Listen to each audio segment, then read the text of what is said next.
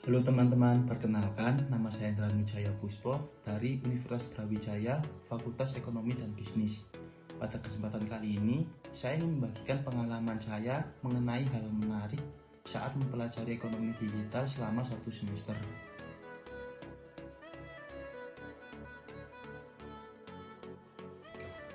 Hal menarik pertama saat mempelajari ekonomi digital adalah belajar menggunakan Tableau.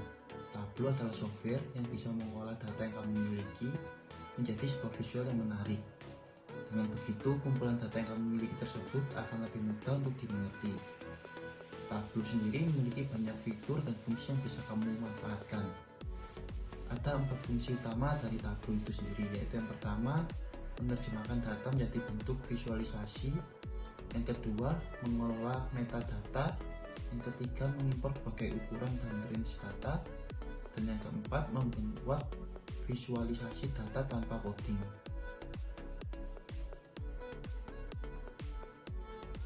Hal menarik kedua saat mempelajari ekonomi digital adalah belajar menggunakan Figma.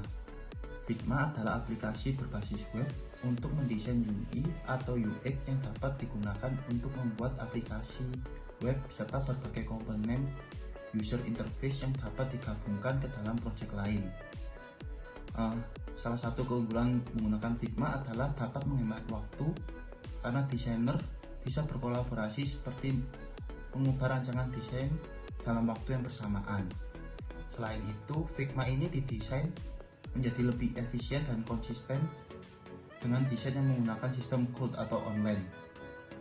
Figma dapat digunakan di berbagai platform seperti Mac, Windows, Linux, dan bagi pengguna sistem operasi lainnya juga dapat menggunakan Figma dengan web browser.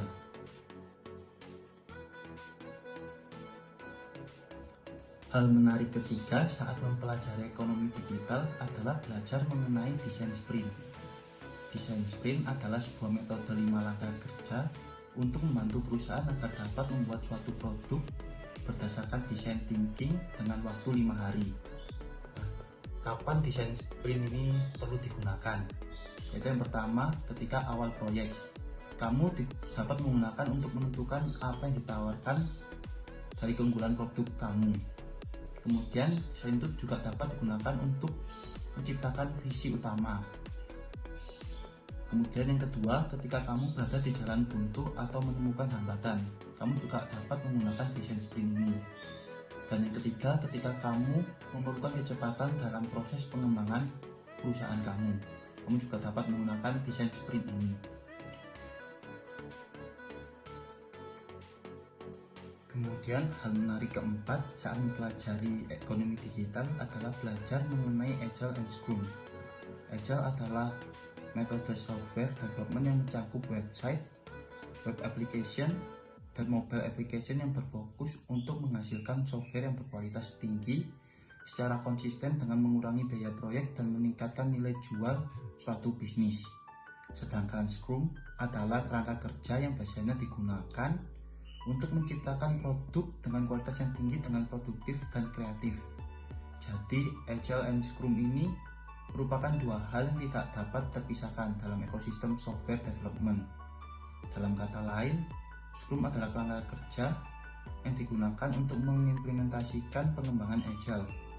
Dengan metode Agile Scrum, kamu bisa lebih efisien dan efektif dalam mengelola suatu proyek hingga mencapai tujuan atau menghasilkan suatu produk.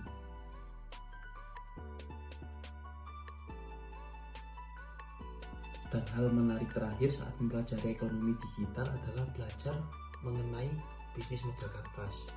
Bisnis model kanvas adalah sebuah tool dalam strategi manajemen untuk menerjemahkan konsep, konsumen, infrastruktur maupun keuangan perusahaan dalam bentuk elemen-elemen visual. Konsep bisnis model kanvas ini mengandalkan gambar-gambar ide sehingga setiap orang memiliki pemahaman yang sama dan real terhadap tipe-tipe konsumen, mereka, pengeluaran biaya, cara kerja perusahaan, dan sebagainya. Bisnis model kanvas ini membagi hal penting ke dalam beberapa fokus yang jelas. Bisnis model kanvas ini tentunya akan memudahkan para pembisnis dalam berbagai aspek dan bisa diterapkan oleh perusahaan baik skala besar maupun dalam skala kecil. dalam bisnis model Canvas ada 9 elemen penting yang dapat mengarahkan kamu dalam menentukan sistem kerja perusahaan dan sekaligus memeriksa apakah aktivitas perusahaan kamu sudah berjalan sesuai dengan sistem yang sudah berjalan. Sekian yang dapat saya bagikan mengenai hal menarik selama mempelajari ekonomi digital 1 semester ini. Terima kasih dan sampai jumpa.